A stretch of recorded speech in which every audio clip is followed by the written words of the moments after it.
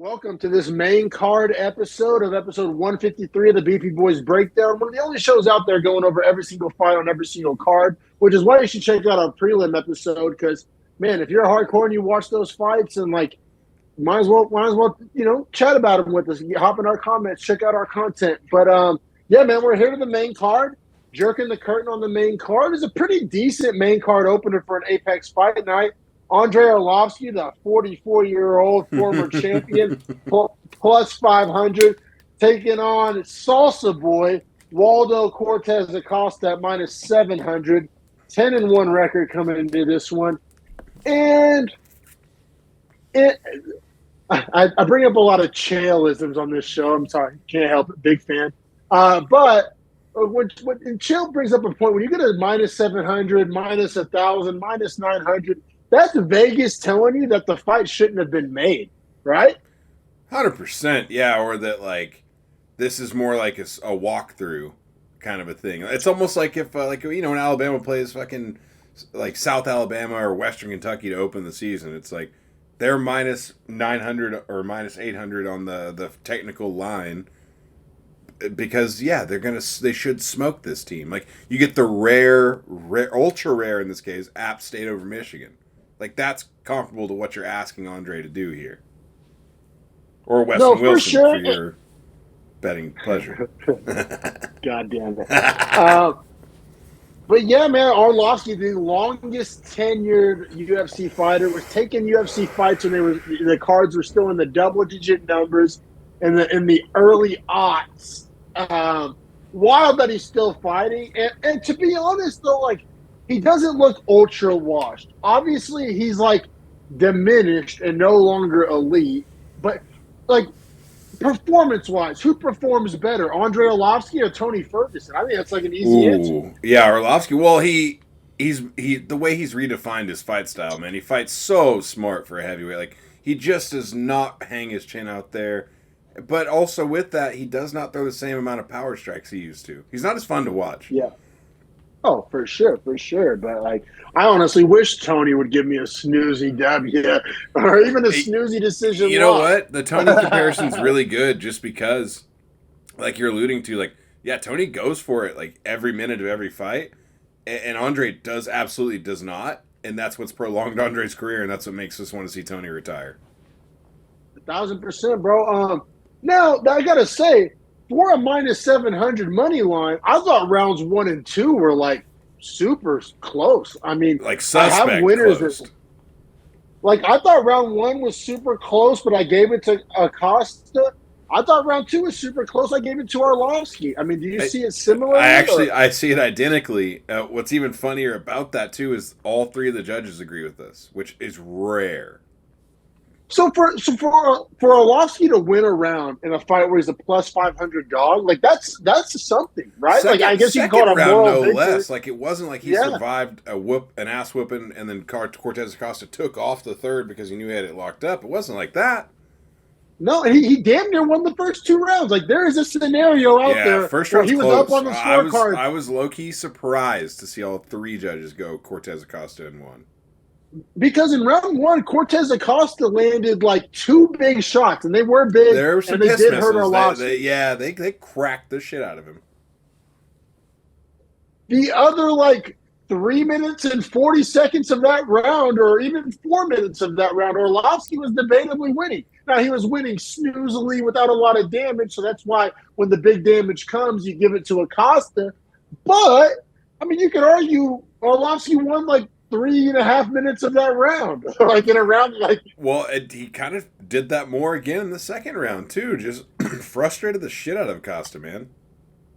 Yeah, the leg kicks were good for Arlovsky in 2. Also, man, Arlovsky's footwork and staying out of range. It's so good. And, it's how he's still fighting. Yeah. It's literally that. He just does not get hit as much. 1,000%.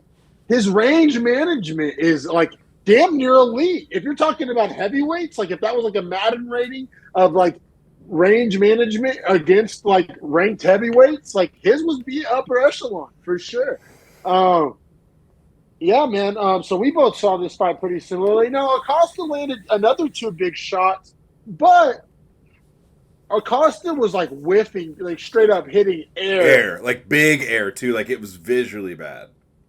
And then that's also when Acosta started like fucking around. And like that was a big narrative of this fight. That's what like I just listened to some I think it was Morning Combat. It might have been weighing in one of these MMA shows. And they were talking about how like it was weighing in. I'm a big fan of weighing in. I think I like it more than Morning Combat. But Big John McCarthy, shout out. But like what I'm saying is like they were talking about how like they were coming at it from an angle that I'm not even going to get into about how it was disrespectful and all this. Yeah, I don't really care. Yeah, disrespect can be cool. I didn't care about the disrespect. It was more so like, bro, he wasn't doing enough to earn that kind of like stature in the octagon to act that way. It was ineffective. It was counterproductive. That's what I care about. Like, if you want to style on a 44-year-old vet as you're like, hey man, make it fucking. This shit better be on a highlight reel. That's what I'm saying. You can't have it both ways. Yeah, you can't have like a mediocre performance coupled with the style and disrespect. Those two things don't jive. You can't be trying to be Cody Garbrandt in his prime and not be landing the shots and looking slick. Like you actually have to like be offensively effective. You have to be defensively slick. He really wasn't either. Like I think he won the third. I don't think that's too up for debate. However, it wasn't like he looked awesome doing it, but the way he was carrying himself was almost like cringeworthy because it's like, dude, you're not dominating the way you're acting like you are. 1,000% agree, bro. Yeah, it was like Cody Garbrandt styling with like a performance of like a Jamal Pogues or a Muhammad Usman. You know what I'm saying? Like literally, it's one of those things, yeah, where like you want to be that guy, but you're not him. And you're not that guy. It's hard to watch you try to be that guy when you're not.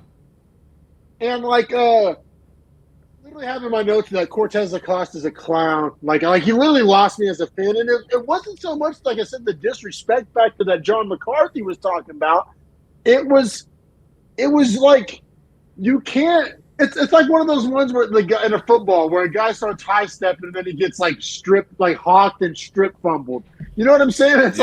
It's like you can't have, or you go for a 360 dunk on a fast break and just whip it hard. Like that. That's what we saw here, right? That's what we saw here. We saw like a bat flip on a home run that gets robbed. Like now, thankfully for him, yeah, that's a good comparison too. Thankfully for him, or the guy that like shoots the shot and like turns around like it's like a walk-off three and then doinks it out and you're like, dude, like he ain't him. Dude, yeah, it's so cringe. And like Cortez Acosta's lucky that heavyweight is drier than a grandma's pussy. It's so like bad, dude. And it's so sad that division's bad because like honestly, man, and we'll get into this maybe a little later in the show, but like the Blades Almeida thing, there's probably plenty of guys that walk around at 235 that could be very effective in this division. I just think they're intimidated by the weight, but I don't think they need to be.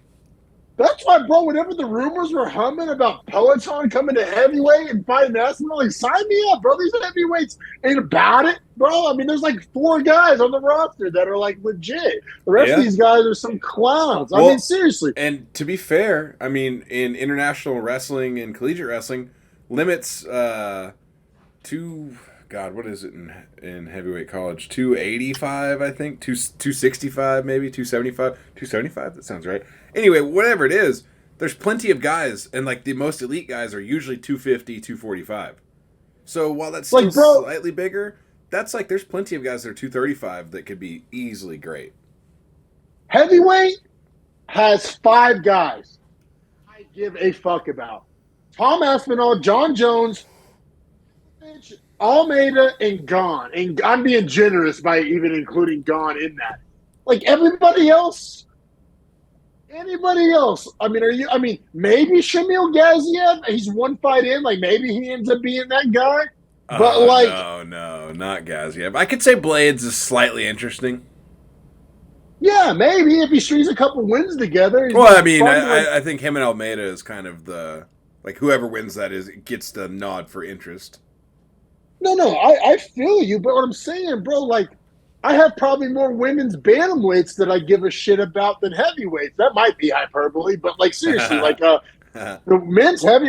I say all that to say is that if he was in any division that was respectable, like if there was like a middleweight version of Cortez Acosta, I mean, he's a curtain jerker.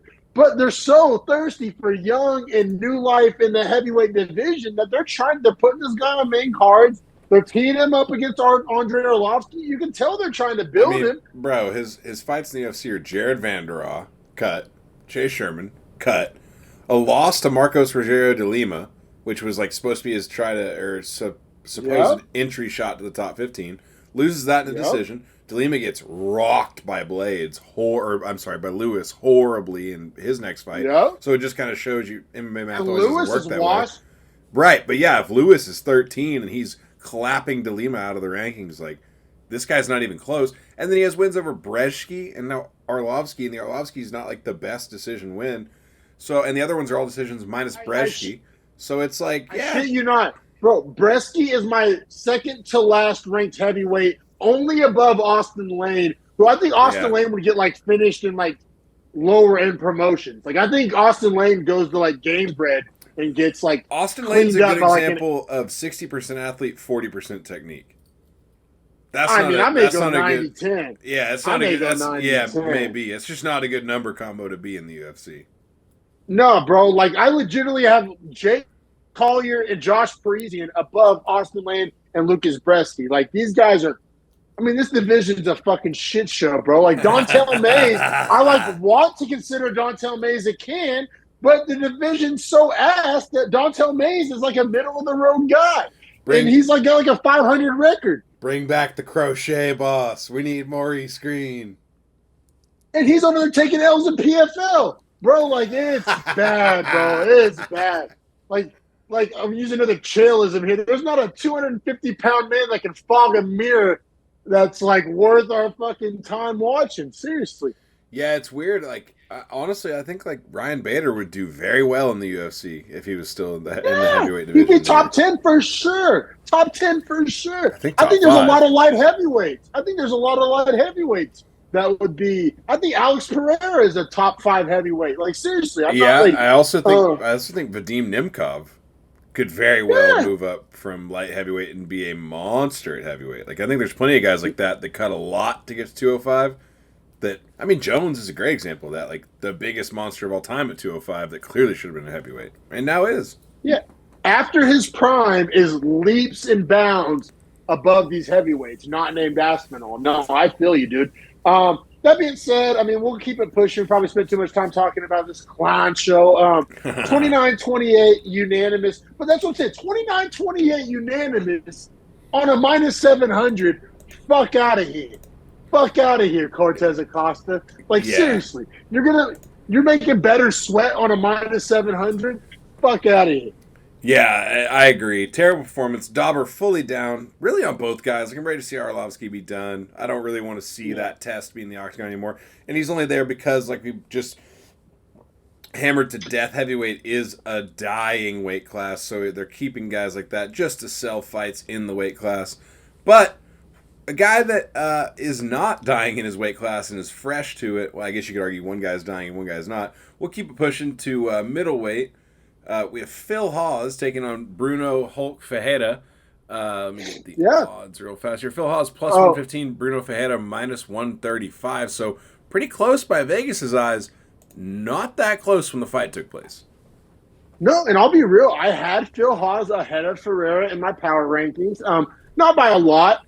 I saw this fight pretty close. Now, Phil Hawes is 35 years old, and for a guy that relies purely on athleticism, that's kind of troubling, you know what I'm saying? And Ferreira is the opposite, young lion, definition of a young lion, up-and-comer in the division. Yeah, man. Also, Phil Hawes from North Bergen, New Jersey. Shout out Joey Diaz. I was just thinking it's funny, like Joey Diaz and Phil Hawes from the same neighborhood. Like, that was kind of random. But I bet Phil Hawes has some stories. I need to see Phil Hawes on a podcast just from the fact that he's from North Bergen. Like, I guarantee he's seen some shit. Oh, 100%. 100%. I will say as well for Fajeda, bro, he's fought Gregory Rodriguez and Nursultan Rozaboyev in his 2 UFC fights. Like, coming into this, like, god damn. And then Phil Hawes, like, He's getting a fucking who's who of middleweights to start out with. Yeah, strong strength of schedule. That's all. Like, I'm kind of becoming a believer. But he came in as one of these 10-0 kind of contender series hot shots, but he's been through the fire a little bit. He's fought some high level competition, and beaten some high level competition. He's never had a fight go past 6 minutes and 8 seconds. Hold on, I'm gonna insert my undernote here real quick. Not even joking. Yeah. I gotta have some way to keep track of this shit. Yeah, I mean, let's get to it. Round 1 KO. How about that? Let's get straight to it, man. It was a left hand and then 3 big ground and pound punches that finishes it. But shortly before that sequence, he lands a flying knee flush that kind of really is the beginning of the end. And he was out grappling Hawes. The minute I saw him get a takedown, I was like, oh, this isn't going to be a good fight for Hawes. Because that's what Hawes needs to be able to do, is get on top. Like a sick judo throw too, like an actual clean judo throw, like not like a MMA judo throw, like it was like a straight up judo throw, like it was really slick. So you have like a power puncher like Ferreira who throws nukes, but also is like slick judo. It's like an interesting kind of skill set. It's a skill set, and he's like short for the division, but he's a brick shit house. He's an interesting guy, man. He doesn't look or fight like really any other middleweight on the roster. Honestly, him and Chris Curtis, probably a fun fight because you'd bring the fire to Chris Curtis. Yeah, Chris Curtis. Because Curtis will never. But he has the judo. Like, it's an interesting matchup. Well, and Curtis, always the bridesmaid, never the bride. Never one to lead a dance. Always the guy to sit back and fuck around. I gotta hate Chris Curtis. And Ferreira would bring that fight to him. You know, Ferreira ain't gonna fucking wait back. You know, right. No, for sure, man. This fight gets. I thought this was a late stoppage. Did you? Oh, I thought yeah. Oh my god. Yeah, he flatlined him on the first one, and then the ref made him eat like 2 or 3 that were the ones that probably kept him asleep for so long. I believe the last 2 punches, which were nukes, were to like a corpse. Yeah, like Phil Hawes was fully like asleep, eating the last 2. No, I agree with that. It was pretty brutal. You know what? Ferreira also in the post fight did the opposite of what Marcus McGee did. He chose to not Sandhagen his career, called out Shara Bullet, which I thought was the perfect call out. Yeah, I couldn't have thought of a better call out, honestly. I couldn't have thought of a better call out because I wouldn't have thought of that, but that's a great name value, fight experience in UFC, skill, sell, all of it. All that, bro. All that. Fantastic call out. He didn't do the unrealistic top 5 call out. He didn't do the kind of out of left field meaningless call out. He didn't do the non call out. He had a realistic call out that would propel his career in an upward trajectory. That's the name of the game, baby. And honestly, skill set wise, like Shara Bullet, way better striker than Phil Hawes was. But I also think that, like, overall skills, I don't know that Shara Bullet's that much better than Phil Hawes. So I think, like, good call out for Fajeda, too. Like, based on winnability, like, I think it's a very winnable fight for him. We were super underwhelmed by Shara Bullet's debut. That's what I'm saying. A lot of hype. Like, I think he's a big name value, but, like, maybe not the, like, toughest matchup for a guy. Maybe not like the skill set to back up the name, which is always the right guy to call out. That's why everyone calls out Patty. Like, but this is not cliche. Yeah, this is like a non-cliche. Yeah, no, I love the call out. Like, seriously, could not have been more stoked on the call out. Yeah, man. So big win for Ferreira, improves to 10-1. Now I'll say middleweight's getting deep. Not that it hasn't always been deep, but god damn it, bro. Like Bruno Ferreira right now is 10, 5, 10, 15, 20, 25. I have Bruno Ferreira as my 30th ranked middleweight, but that's like not even a diss. Like that's not even like the guys above him. Like I have Joe Piper above him. I have Cruzboyev above him. I have Kopylov above him. Borrello, like Paul Craig. Like these are like good guys that are above him. Like it's hard. Like middleweight is like becoming damn near deeper than bantamweight. Middleweight, I'm so hyped on middleweight. Middleweight, ultra deep. I mean, especially with like bruisers of fighters too, like guys that are tanks. Like you see these guys that throw nukes, and some guys that can eat nukes. Well, speaking of nukes, the guy I was debating to jump him over, who I have him right behind, is Christian Leroy Duncan, undefeated Yeah, guy. I have him at 29. Like this division is deep. it almost makes sense too to think about 185 being so deep because like, man, you're real freak like dudes that are like 6'2" are probably gonna like cut to that weight to fight. Yeah, because if you fight a light heavyweight, you're fighting 6'6", 6'4", Yeah, like freak show. literal guys that should be heavyweights. Like Anthony Smith talks about that all the time. That like most light heavyweights, if they just would fill out their frames completely, would just be heavyweights. Well, they are heavyweights like 362 days a year. You know what I'm Yeah. saying? Yeah. Ben, oh yeah, high on Bruno Ferrero, but that division's so deep. Love it. Middleweight in 2024 is going to be fun as fuck, dude. You got Joe Pyfer. You got Michelle Pereira moving up. You got this Ruzboyev kid. You got Baralio still undefeated. You got Ikram. Dude. Brendan Allen.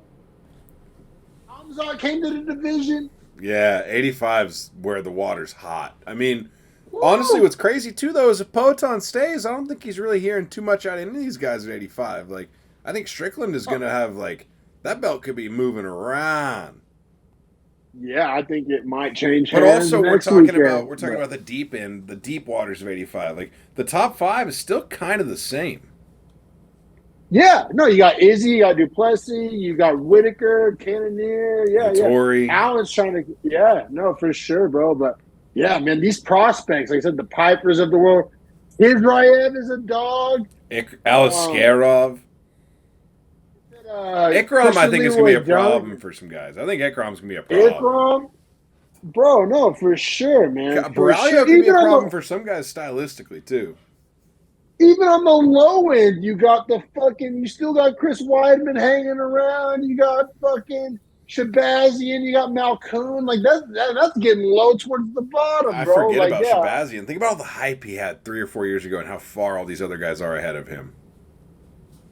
No, for sure, man. You mind introducing this next one while I take a leak real quick? Yeah, absolutely. This next one's a banger. So next up we got bantamweights. We got Ricky Simone, who's number 13 in the division, which Dominic and I always talk about bantamweight super deep. So when you're 13, it means a lot in that division specifically. A heavyweight doesn't mean really much at all. At bantamweight, it means a whole lot. That being said, he's minus 180, taking on the young rising prospect Mario Bautista, plus 150. As we noted earlier, Bautista trains at the same gym as Marcus McGee and Sean O'Malley, MMA Lab. So you know he's going to have a good coach with Nixick in his camps. And honestly, Bautista's looked fantastic in his UFC career. I do believe he's had one slip up. No, I am wrong, I do believe. Hey, Nixick's at Extreme Couture, fuckhead. But I meant to fucking, what am I saying? I meant to say who's the ginger fucker? Yeah. Oh god damn it. Oh god, it's Sean O'Malley's like fucking Tim Welch. Timbo. Yeah. Tim Welch. That's who I meant. I was seeing Tim Welch and I said Nixick's name. That's my bad. Taking a piss and I just heard the fucking casual comments just piling up. Oh, so yeah. Tim Welch. My bad. But yeah, to Bautista's credit, losses in his UFC career. Debut, Corey Sandhagen. I'm not holding that against you too much. Woo! Also, KO loss to Trevin Jones. So that doesn't look good. However, like that has to be a fluke, right? Like looking back, hindsight 2020, that's flukish. Yeah, and when I think about that, I remember breaking that fight down. It's 47 seconds in round 2. I think Bautista just ate a clean right from Jones and just dropped. I think it was just like a one shot Yeah, fluke. He got caught. It happens. Right, because honestly, I mean, if you think about his wins over Guido Canetti, that's a can, right? We said that. Benito Lopez, that's a can, right? But the Brian Kelleher win, good. Miles Johns win, pretty good. Corey Sandhagen loss, not a bad loss. The Damon Blackshear win, that was whenever we were aging well too. Right, and that was his last one before this fight, and I think that's when we all realized oh, this kid's This kid's pretty good. Now, that being said, I just introduced Ricky Simone and talked about number 13 in the division and how that's a meaningful thing in this division because it's hard to be 13 in bantamweight. Heavyweight means nothing. In bantamweight, it means a lot. 1,000% agree, man. Yeah, the deepest division of the UFC roster. Now, and Bautista has an interesting skill set, man. He has like infinite cardio. He wrestles very well, but he's also long and tall. So, like when he does strike against a lot of bantamweights, he has the reach advantage, and so he's very well rounded. Like infinite cardio. Like so, seriously, like he may be the Colby Covington of bantamweight. Like Marab, obviously. But great cardio. He's got a different kind of cardio too, though, man. Because like I mean, yes, Marab, but Bautista's not trying to force you into a grappling fight, but he has cardio to handle that if that's what you want to force. But he's happy to stay on the feet all the same. Like he has really versatile cardio. 1,000% agree, man. I thought round one was like pretty fucking close. This was a no bet for me because, like, I'll be real, my gut said Bautista. But my power rankings and Vegas said Simone. So I just kind of like, it was a close money line. This was a no bet for me. I was fine not betting it. But round one I thought was super close. Could have gone either way. I gave it to Simone, man. The strike accuracy, he got the takedown. He had like a 90 seconds of control. Nothing crazy. Bautista, you know, he was getting up, one taken down. He was letting his hands go. He did land that flying knee. It wasn't ultra flush, or if it was, Simone ate it great. Toss-up round, like literally coin flip. If you gave it to Bautista, like I think that's like totally fine. So I do have 50-50 note or 50-50 round in my notes here. You know what? I like the damage Bautista was able to get off, but I more so thought that for the first 5 minutes to have only spent 90 seconds on the ground against Ricky Simone spoke volumes about how the fight was trending. Yeah, he got taken down, I think, like 3 times in that round, but popped right up every time. Right. So, like, yeah. It was like literally one of the times, like, he touched him was, like, back up on his feet. I was like, holy shit. That's impressive. So that's when I was like, oh, Ricky might be in trouble here.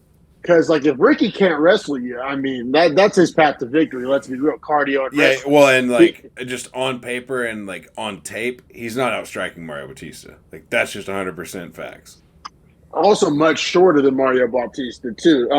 Reach disadvantage. No, for sure. And Mario Bautista seemed to kind of figure that out as the fight went on, you know. Rounds 2 and 3, clearly 10-9 Bautista, getting the damage off. He was starting to stuff the takedowns. He was really letting the hands go. Like, I've had in my notes multiple times, like, extending the combinations, which I love. That's like a sign of a fighter that I'm going to like, is the guys that really extend the combinations. Like, we talked about it earlier with Josh Van, Bautista, just really letting the hands go, like really just extending those combinations. Bautista more defensively sound than Josh Van, though. It's like best of both worlds. Exactly. Bautista's super well-rounded, man. Like super well-rounded. And that's from a cardio aspect. That's from a training partners aspect. That's from a coach aspect. That's from a striking and grappling. Like all of it. He has all of it. He has all the tools to be a really great fighter. I just don't know that he has the ceilings. I feel you on that. I feel you. Like he may be a guy that gets like top 7, like a Rob Font. Yeah.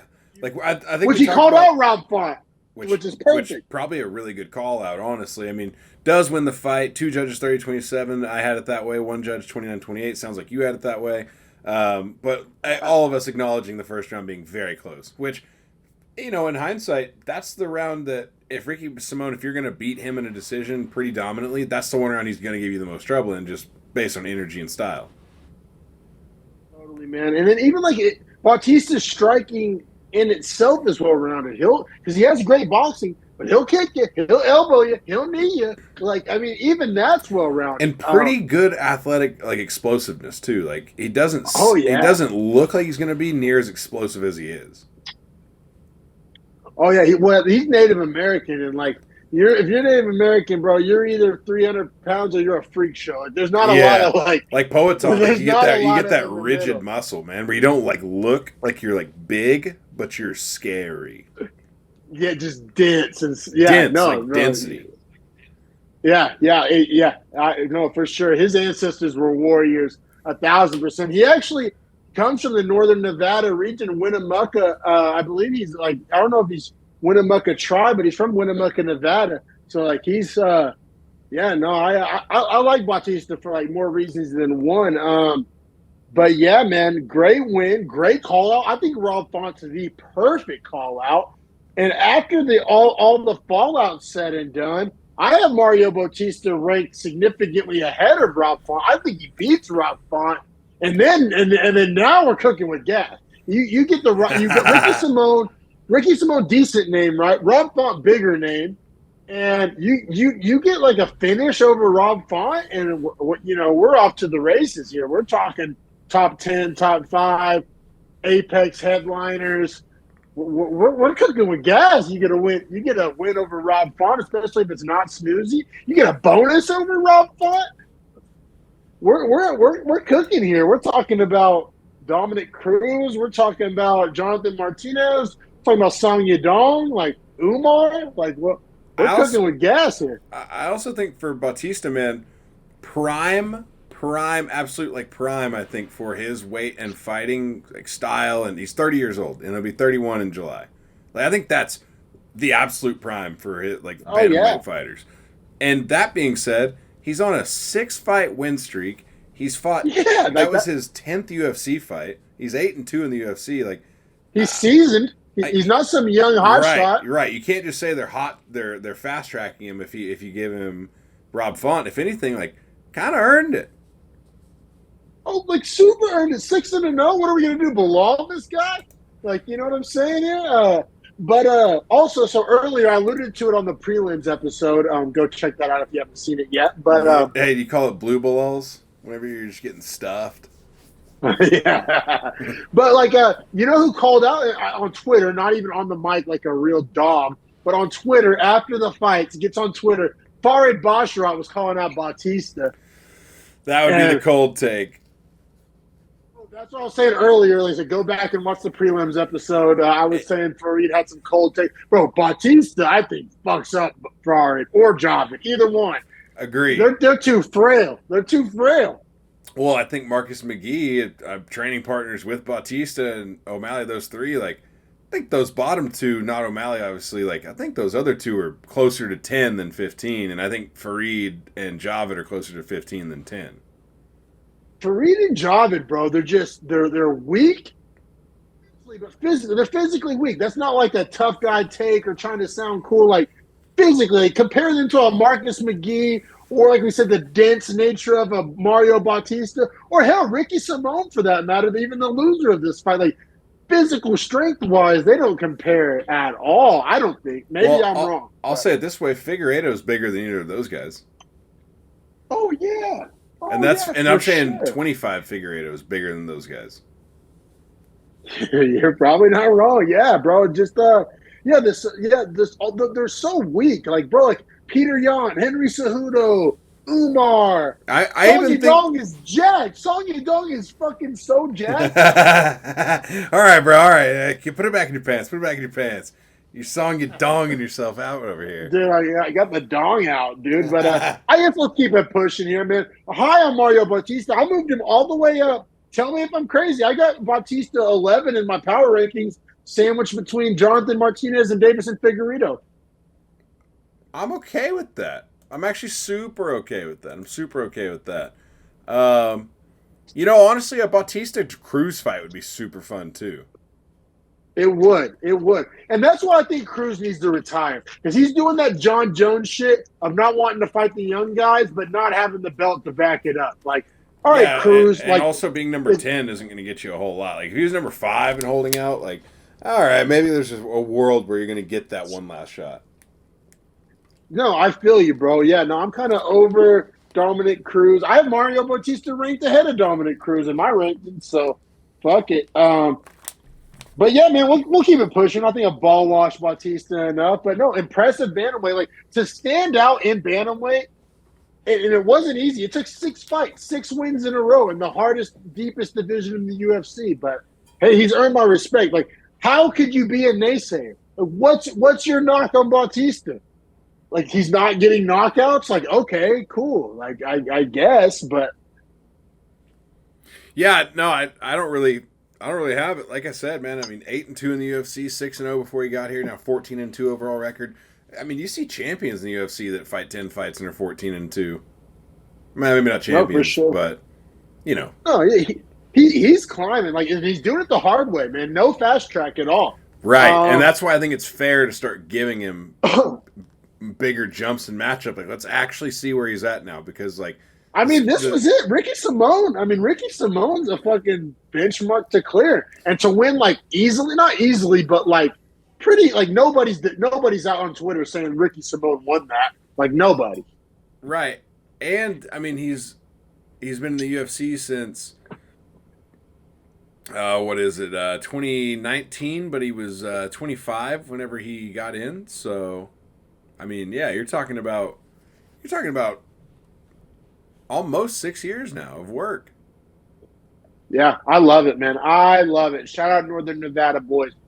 But yeah, let's keep it pushing to this quasi co-main event. Wasn't intended to be the co-main event, but it's what we ended up with as the co-main event. Yeah. Now I will say, like, Jim Miller, not incapable of putting on a great fight and being a good name value. Now, do I think he is really the co-main event that I'm getting sold on nowadays? No. But that's no disrespect to Jim Miller, and he wasn't the original co-main, to his credit. But I am think saying it's disrespect to his opponent, bro. Like Jim Miller could be a main event. I mean, it could be a co-main. That's what I was working B-side, towards. That's what I was working the towards. B-side, yeah. Jim Miller's got to have like a bigger, better name against him, like a more veteran, like the vet fights. Like he's clearly he's the king of the vets, right? Like he's the oldest guy that still looks good. Or a prospect. Like they went worst of both worlds, an old guy who sucks. That's why, like, bro, this was my lock of the week. This was the third leg of my parlay. Beneath this money line was, dude, Vegas. I know you got the big fancy buildings. You don't get it wrong often. What the fuck was this money line? Like, I felt like the smartest guy in the world. Bro, I had Miller, like, I think literally like 8 or 9 tiers, and each tier is 5 people in my power ranking. I had like Jim Miller, like 40 people higher than this guy. I think I quite literally have Benitez in like my bottom 2 or 3 tiers. Benitez in my second to last tier. Yeah, I have it my same. 8th worst fighter. Now, granted, that was after this fight, but he wasn't much higher before it. And Jim Miller, let's see. I have Jim Miller. Granted, I've already updated my rankings, but I have him up there with the Diego Ferreras, the Jamie Malarkeys, the Vince Pichels, the Mark Madsons of the world. I have him in that kind of same general area. Paul Felder? Ain't beating any of those guys. That's what I'm saying. Like Jim Miller and Paul Felder, give me that co-main all day. All day. But can I trade you out co-main for UFC 300 matchup as it is booked? Yeah, that'll be stoked. I'm stoked for that. I like that whole situation. Because here's all I'm saying is that's not officially announced, but I looked up on the UFC's website, so Jim Miller does get a bonus. Credit to him. We'll get to the fight breakdown here shortly thereafter, but just got to make this apparent. Because Gabriel Benitez is a trash can, so the actual breakdown of this fight doesn't matter near as much. But point being, they actually put on the website on the bonus, like, expect to see him face off against another big name at UFC 300. That's literally what it says on their website. Yeah. No, well, Jim Miller's been, before everybody and their dog started calling to be on 300, Jim Miller has been bringing it up. Jim Miller, I think, he's been on 100 and 200. He's been on both. Miller, like 2 or 3 wins ago, called out like I want to be on 300 and made that point. Like I've been on 100 and 200. Like I'm going to be here for 3. I want to be on 3. So epic, bro. Jim Miller came minus 150. Gabriel Benitez plus 125. Bro, that was stealing. If you didn't bet this, shame on you. And honestly, you're right. Simply from this viewpoint too, like. Yeah, he gets the finish with the neck crank in the third that looked hella painful, but more so it was like he dominated 1 and 2. And not dominated. I mean, I would go that far. He did. Yeah, I mean, not 10-8, but the leg clear kicks were 10-9. Disgusting on Benitez. His leg was chewed up. Well, the thing is, he won like the whole first round on the feet. He won like the first half of the second round on the feet, then got the takedown, dominated on the ground. Which I thought we'd see earlier. Me too, but he like didn't have to. Yeah, good Easy point. on the feet, right? Like why burn this cardio if I'm Yeah, just yeah, you take what's given to it you. up? And then in round three, he said gets the neck crank sub. I'll push back, bro. This is the classic. Once again, another chailism. Fucking Taking the way out. Benitez found a way, bro. That was the quickest tap ever. Like it wasn't even the chin. Like, bro, Jim Miller was just like on his back. He had easily won like 23 minutes of that, or I, sorry, like here's 14 minutes of that fight, or whatever the math works out to. And Benitez is like, yeah, let's fucking save ourselves a minute here. Let's beat traffic and get home, because like let's get out of here. 100%. I agree with you that Benitez was just ready to get out of there, ready to tap, and that's why it came so quick. But I also think that Jim Miller probably has a pretty sick crank because he's like done it for so long, and I think he might have that like But it old was man weird quick. Like grip he didn't strength. even. I agree. I like we're both like agreeing and disagreeing at the same time. Like I totally agree. He didn't even get to that point. Like as soon as it was like people will be like, "Oh, you tap when the sub's locked in." There's like a sub attempt versus like a locked in sub. As soon as the sub was attempted, like he was like wrapped his hand around his face and Well, he I tapped. was Like about I to don't say, even think correct me if I'm wrong. It wasn't even like on necessarily even the chin. It was like mouth. and like it wasn't even like remember Grasso Shevchenko, and after Shevchenko tapped, there was like the Yeah, white like the like bar line. across her face. Yeah, Like when we all kind of got it, we're like, oh well, I mean, who that shit wouldn't looked tap to tight. that? Yeah. That wasn't the case here. Like that wasn't the case here. Like Bro, Benitez is such a trash can. It's so crazy. Jared Gordon ain't tapping to that. Moicano's not tapping to that. Grant Dawson's not tapping to that. Like Benitez, bro, I'm sorry. Benitez, if this video somehow finds its way to you, like obviously you beat me up. I'm not a pro fighter. I'm not like but what the fuck is what the dude? That was trash. Yeah, it was bad, man. It was bad, and it was bad from like the UFC, like trying to sell us this as Jim Miller's opponent. Like Jim Miller's worthy of a better name than Yeah, this. I agree, bro. I was never. That's why, bro. I hammered this so hard. Third leg of my parlay, cashed it. Thank you, Jim Miller. But I just never thought this fight should have been Now, made. Like I said, I had even before this fight, not revised rankings. I had Jim Miller like 7 tiers above Benitez, like legitimate. yes, however, I will say, just from marketing standpoint and like UFC money machine, you need Jim Miller to get the win before he fights Felder because Felder is looked at as like a top 15, top 10 kind of a guy. So Miller coming off a loss, it's like that feels like a feeding to the wolves from your average fan's perspective, which maybe it still is.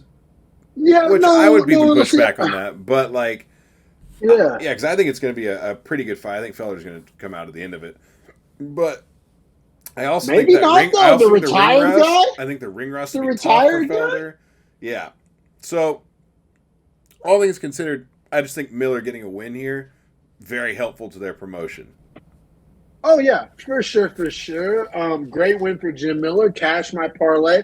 Called out Felder. It looks like they're going in the Felder direction. Also, though, his main call out was Matt Brown. I think he did that to not like kind of like come at Felder too hard. Like I Right. think he wasn't trying to like dunk on Felder Now or I shit on wonder Felder. Like if Felder's not there, does he go hard? no, I don't because that's like weak sauce. I don't think Jim Miller's weak sauce. I think he has a genuine like respect, a genuine appreciation for Felder.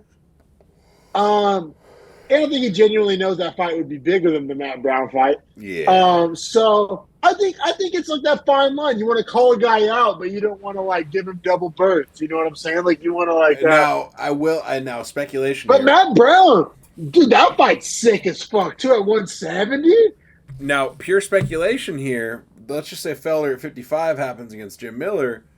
Where on that fight card do you think that falls? I think it's probably around 9, 10, or 11.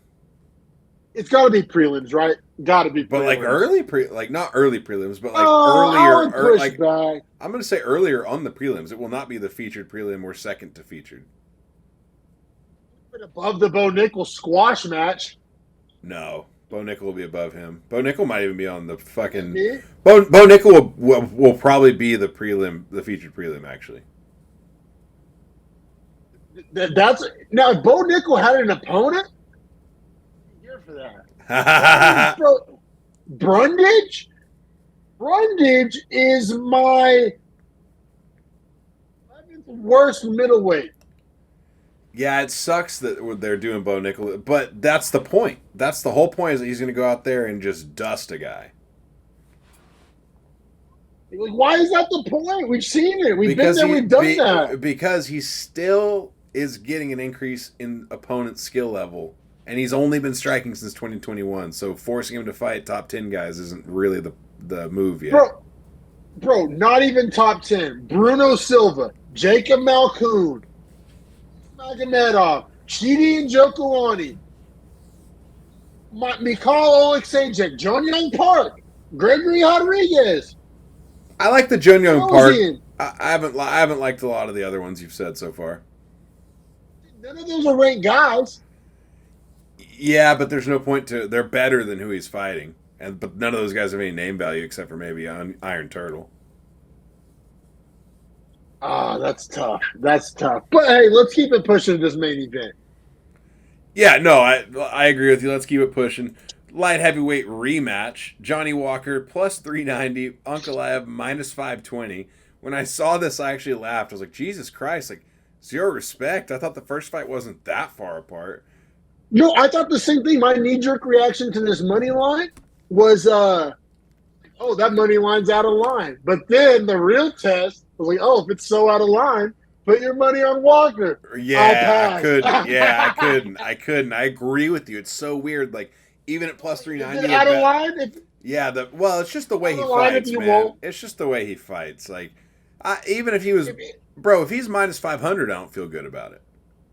But I'm saying, like, if you're plus 390 and you won't even sniff it, is that money line, like, out of line? Like, probably not. I think we, like, want to respect Walker. We want to like Walker. We like the frame and the gym and the story and the highlight reel. Personality is goofy. He's funny. Yeah, all that. Pretty decent on social media. But the in-octagon performance, man, like, first of all, as far as, like, tiers of chin, right? Like, you have, like, iron, crimson chin, whatever you want to put at the top. The bottom is clearly glass. I don't know that he's glass, but he's damn near in the glass chin tier, if not one above it.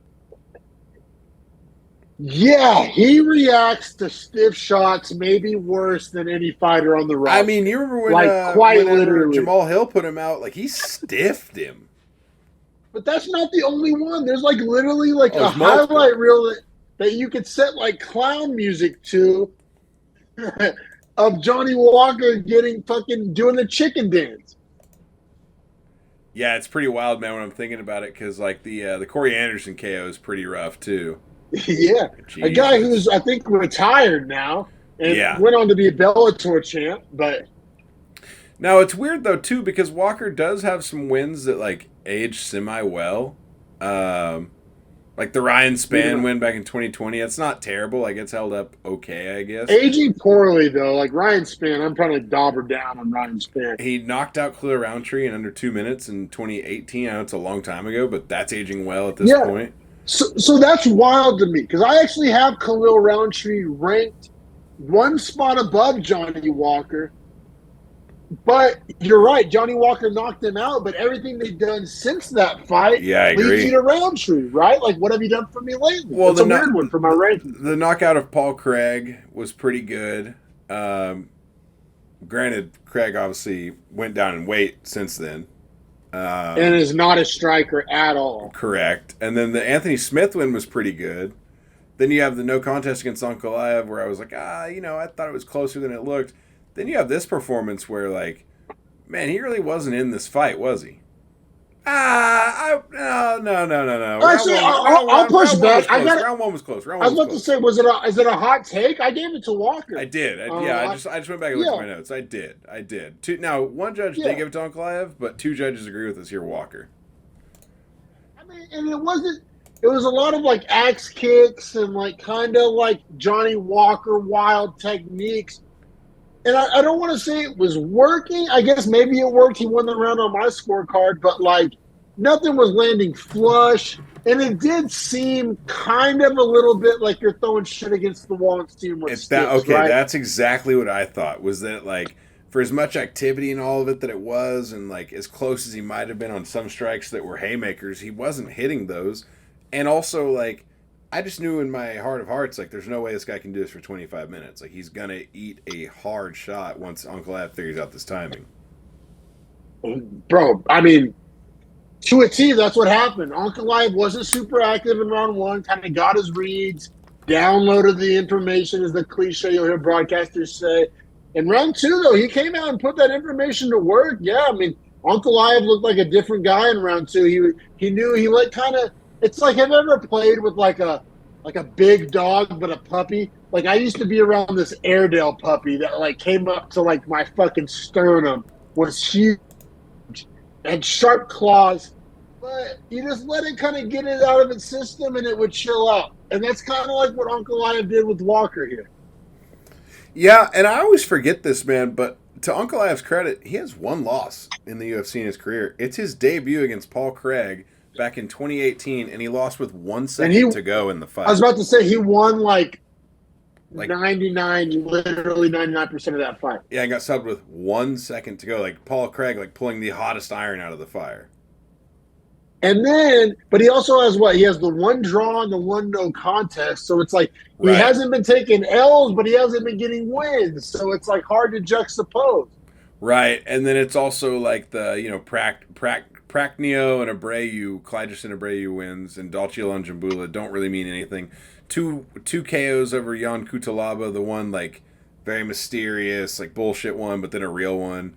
And then reels off 3 decisions against more upper echelon opponents in Krylov, Ozdemir, Santos, and that's when we started to kind of, I think, pump the brakes from our side, and we're like, maybe this guy's not that guy. Like, he has to go to decision with all these top end guys.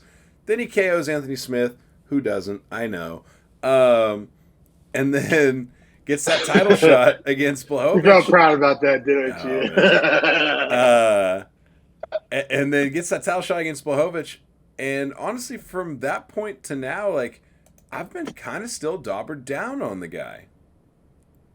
No, see, I've been like dauber neutral. Yeah, like, I guess that's a better way to say it. But other guys have been dauber up above him or around him, and that's like directly negatively impacting him. So he ends up just absolutely nuking Johnny Walker with the right hook. And then another huge the right hand. The right on the fence was fucking like it. You could tell it hurt Johnny Walker, like physically hurt him. No, I mean everybody's saying that Walker's nose is like shattered, like in shambles. Yeah, no, I mean he put the hurt down in round 2, 2 minutes 42 seconds, gets the second round KO, and I'm not gonna lie, bro, like that's what I needed to see. I didn't need to see a close split decision or a draw or a no contest or a this or that. I needed to see a starching, and he gave it to me. So you know what that gets him in my book? Not that it counts for anything. I moved him up all the way to 2 in my light heavyweight power rankings. I have it Alex Pereira, Magomed Ankalaev. I had him jump Prohaska, jump Jamal Hill, and jump Jan Blachowicz. And I feel good about it. And I'll tell you why if you want. I want to hear it. I initially my reaction was Prohaska and Ankalaev is a fun fight, but I want to hear what you have to say. Well, Prohaska's quite simply coming off the L, right? I mean, it's not that rocket science. I don't think he's leaps and bounds better than Prohaska. But, however, I do believe if they fought, I would probably favor Ankalaev. Ankalaev has a more of like steady-ish. I know you're a Prohaska ball washer. We see the pro.